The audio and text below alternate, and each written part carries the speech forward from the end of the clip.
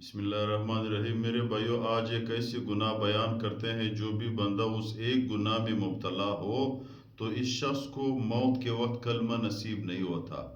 دوسرا ایک ایسے نیک کام بیان کریں گے جو بھی بندہ اس نیک کام کرنے کا عادی ہو، اس شخص کو اس نیک کام کی وجہ سے موت کے وقت کلمہ نصیب ہو جاتا ہے۔ یہ ایک اہم بات ہے میرے بھائیو، آج کل اکثر لوگ اس میں مبتلا ہے اور اس چیز پہ مبتلا ہے جس کی وجہ سے موت کے وقت انسان کو کلمہ نصیب نہیں ہوتا۔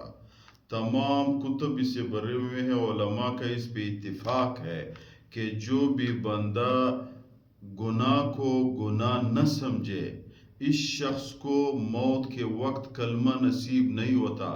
دلیل کیا ہے؟ وجہ کیا ہے؟ وجہ یہ ہے، ایک چیز اللہ تعالیٰ نے حرام کیا ہوا ہے، ایک چیز کو اللہ تعالیٰ نے گناہ کہا کہ بھئی تم لوگ اس کو نہ کرو، گناہ ہے، اس کا سزا تمہیں ملے گا، اور بندہ اس چیز کو گناہ نہیں سمجھتے۔ اللہ گناہ سمجھتا ہے، اللہ کے رسول اس کو گناہ سمجھتا، لیکن بندہ وہ نہیں سمجھتا۔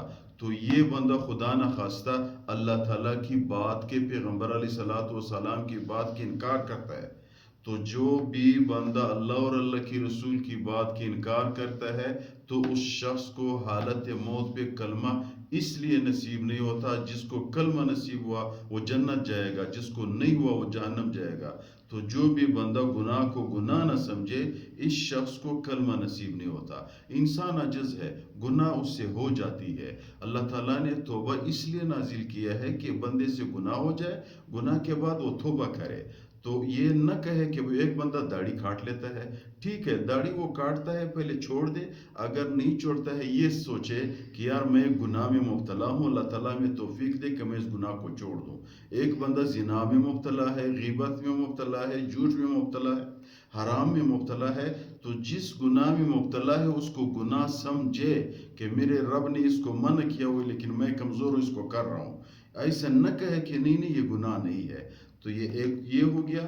دوسرے وہ چیز جو بندہ اس کو، وہ ایک نیکی جو بندہ اس نیکی کرنے کے عادی ہو، اس شخص کو اللہ تعالیٰ موت کے وقت کلمہ نصیب کر دیتا ہے۔ وہ کیا چیز ہے؟ کتاب میں لکھا ہوا ہے، مسلمان کی خدمت کرنا، انسانیت کی خدمت کرنا، اللہ کی بندوں کی خدمت کرنا۔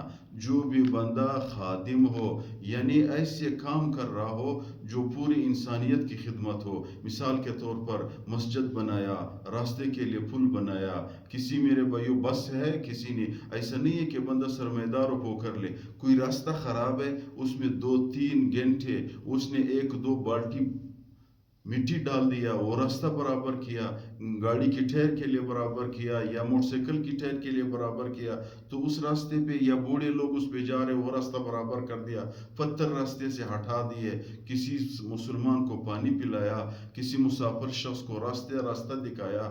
تو یہ بھی دوسری مسلمان کی خدمت کرنا، انسانیت کی خدمت کرنا ایک ایسی نیکی ہے کہ اس طرح لوگوں کو اللہ تعالیٰ موت کے وقت کلمہ نصیب کرتا ہے۔